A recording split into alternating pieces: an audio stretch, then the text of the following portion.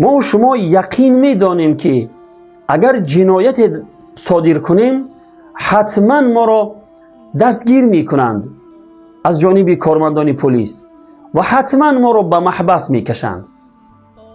پس شما چه گمان میکنید وقتی اگر گناه صادر کنید و در شریعت پروردگار قانون شکنی کنید، آیا شما را خداوند بی جزا میماند؟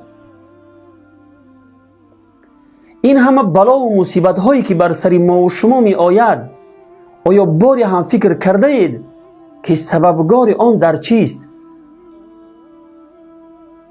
سبب در چیست که خداوند بر سر ما و شما اینقدر بلا و مصیبت ها را می فرستد؟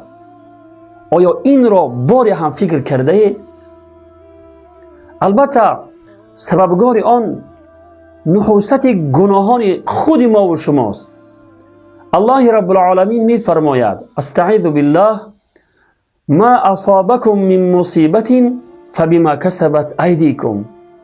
هر بلا و مصیبتی که بر سر شما می آید به سبب گناهانی است که خود شما انجام داده اید.